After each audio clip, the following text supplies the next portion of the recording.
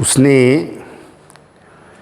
एक क्वेश्चन दिया है, IIT 90 में आया है 8 मार्च का। उसने कहा है a carpet of mass capital M made of inextensible material is rolled along its length in the form of a cylinder of radius r and is kept on a rough floor.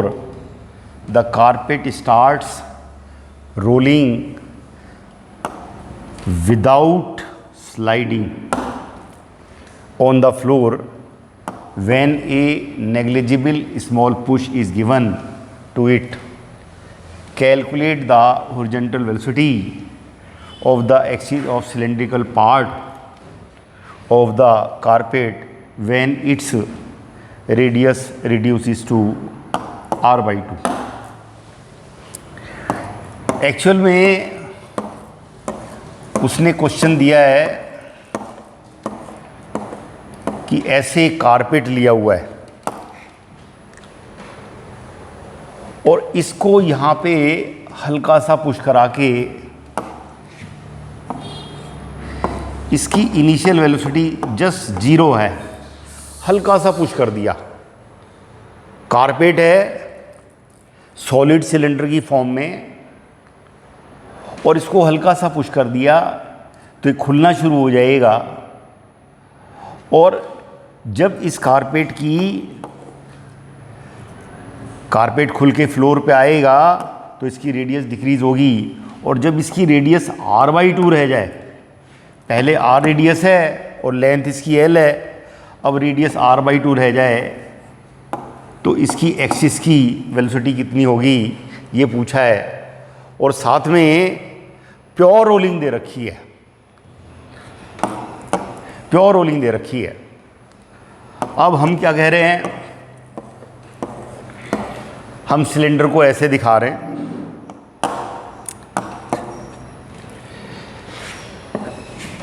हमने cylinder लिया हुआ है, carpet length उसकी L ले रखी है, radius R ले रखी है और हमने इस कारपेट की डेंसिटी D ली हुई है। D is the density of carpet. Carpet की ये लेंथ L है, रेडियस R है, तो मास ऑफ कारपेट हो गया कैपिटल M। इसका मास कैपिटल M है, capital M is equal to volume into density.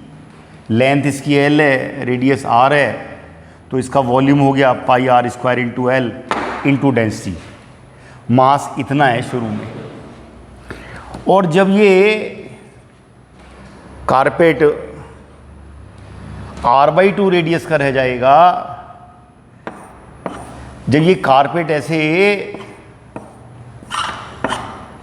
खुलना शुरू होगा, हल्का सा पुश दे के हमने इसको खुलना शुरू कर दिया, ये खुलना शुरू हो गया नीचे से, तो इसकी रेडियस तो चेंज होगी लेकिन लेंथ तो चेंज नहीं होगी। तो अब जो कारपेट है उसकी रेडियस तो r/2 हो गई लेकिन लेंथ उतनी रहेगी। Now the mass of carpet, इसका मास हमने m' ले लिया, that is volume into density. Radius r/2 है तो क्रॉस सेक्शनल एरिया हो गया πr/2 होल स्क्वायर। लेंथ वही है L इंटू डेंसिटी और ये πr² L into D divide by 4 और ये जो πr² L इंटू डेंसिटी है ये पहले सिलेंडर का मास है, जब उसकी रेडियस R है तो πr² L इंटू D इसकी जगह M रख लिया, 4 से डिवाइड हो रहा है। Now the mass M' m/4, m/4 आ गया, मास रह गया। अब जब आप इस कारपेट को ऐसे पुश कर रहे हैं तो इनिशियल इसके सेंटर ऑफ मास की वेलोसिटी 0 है और अब इसका सेंटर ऑफ मास यहाँ से वी फाइनल से चल रहा है, और प्योर रोलिंग करते हुए ये खुलता हुआ जा रहा है। और हमें ये बताना है फाइनल वेलोसिटी जब इसकी रेडियस r/2 रह गई। अब हम ऐसे दिखा रहे हैं, हमारा कारपेट r रेडियस का है और इसके सेंटर ऑफ मास की ये इनिशियल वेलोसिटी 0 है, और जब ये कारपेट खुलेगा तो इसका जो ये सेंटर ऑफ मास है, कारपेट खुलते हुए ग्राउंड पर आएगा, साथ में रेडियस रिड्यूस होगी और ये रेडियस रह गई r/2, और इसकी ये वेलोसिटी है अब vf। मास इसका m/4 है और इसका मास पहले m था। हमने ये जो ग्राउंड लिया हुआ है, हमने यहाँ पर पोटेंशियल एनर्जी 0 ले ली, ग्रेविटेशनल पोटेंशियल एनर्जी लेवल 0 ये ले लिया, और यहाँ से ये इसका centre of mass initially r height पे है, तो इसकी पोटेंशियल एनर्जी इनिशियल होगी mgr, और ये हल्का सा पुश किया है तो इसके सेंटर ऑफ मास की इनिशियल वेलोसिटी 0 है, तो काइनेटिक एनर्जी 0 होगी। और जब ये ऐसे रोल करते हुए खुलता हुआ जा रहा है, अब इसकी रेडियस r/2 रह गई, तो ये सेंटर ऑफ मास, ये जो सेंटर ऑफ मास है इसका, इसके अबाउट ये ओमेगा से रोटेट भी करेगा, और ये v final is equal to होगा omega into r/2। Pure rolling के केस में centre of mass, angular velocity और रेडियस ये रिलेशन है, मालूम है हमें। आप क्या कह रहे हैं?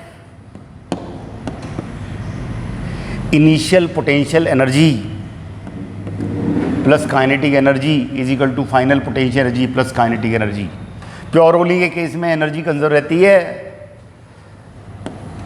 तो पहले पोटेंशियल एनर्जी कितनी है mgr, काइनेटिक एनर्जी 0 है, और अब ये r/2 हाइट पे है तो पोटेंशियल एनर्जी होगी m' r/2।